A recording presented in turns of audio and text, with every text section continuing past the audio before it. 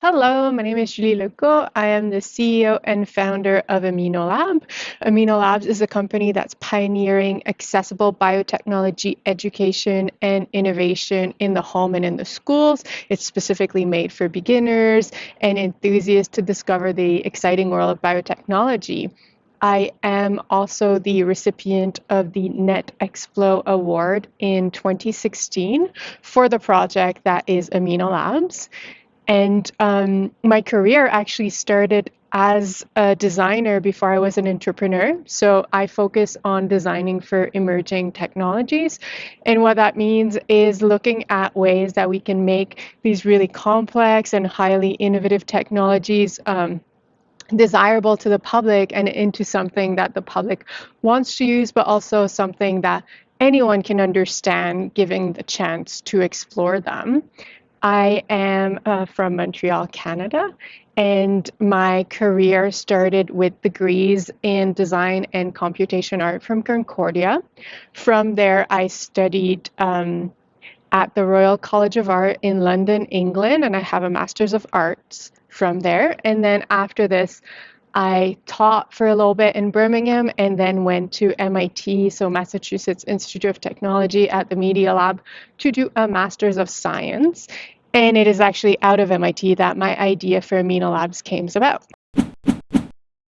My interest in technology really started because I was lucky to have access to computers when I was quite young. So this was in the early 90s, and my mom worked in IT, which was quite novel at the time. So through having access to computers, because they were in the house at a young age, I really noticed how there's a big barrier to entry when new technologies come about. So my role as someone who had access was often to teach my friends or my classmates how the technology worked, or let them know that there were some fun things that you could do with computers, because again, back in the 90s, it wasn't obvious that there were things for us teenagers to do with it. So yeah, so I think that's how I came about working into technology and leveraging technologies as a way for people to express themselves creatively, but also as a way to be a designer that can make a mark in the world by helping others get into the technologies that are quite exciting, but sometimes a little bit out of reach for most people. So, translating these technologies and sciences into experience and products for the everyday and for everyone is what I do. And of course, to do that, I leverage technologies myself. So, right now, I'm speaking to you thanks to my iPhone and my computer. And every day, I use software such as graphic design software, but video software, laser cutters, 3D printers in order to have my business run and in order to help others embrace technologies in their everyday. I think we all know that digital technologies are really important. Today, we've been able to connect all over the world through technologies, and they can really help us change society in this way. If you imagine even 10 years ago, we wouldn't have had all the tools that we have now to be able to connect and to be able to solve some of our biggest problem, like the pandemic. It was really through collaboration and through sharing data that scientists were able to leverage the existing knowledge and technologies in the world to be able to try and fight this disease. So I think technology can definitely help us change society. The question really then becomes is who has access to that technology and who is able to leverage it to change the society to their needs and for their wants. So really it's very important that we all have access to technology so that we can change the world for the problems that we have. If there's no one getting involved in technology that has the same problem as you, then those problems will never be solved.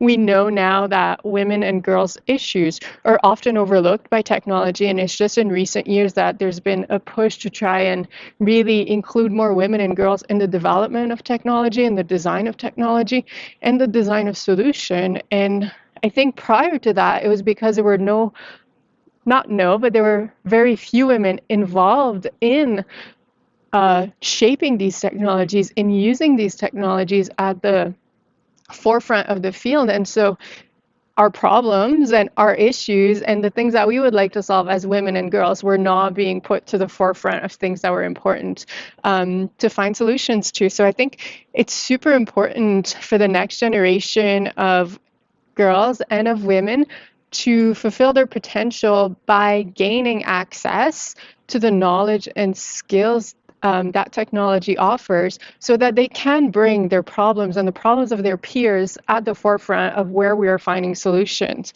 I think without having equal access, we will never be able to solve all these important issues. And if you think of how young men and boys are able to leverage technologies right now. We all know the startup story from the basement, to Silicon Valley, and it's usually these young men and these young boys that have had access early. So I think the same could be true for girls. It's just a question of making sure that girls are supported and encouraged to go into technology, into leveraging digital tech or biotech to solve their problem. We need to make sure that women and girls find a place for them in the technology, whether that's, by joining existing team or creating their own.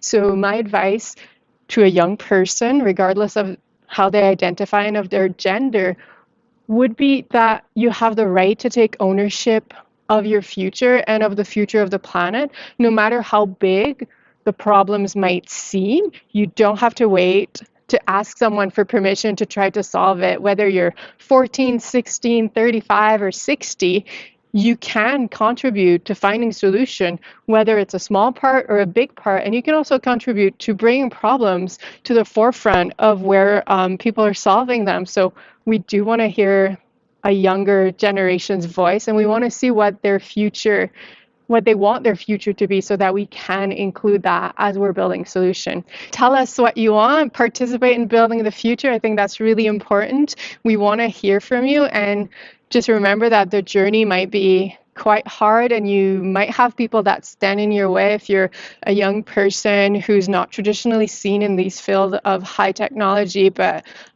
it's worth going through it. So I would just encourage you to have perseverance and really fight for what you think should be the future of our world.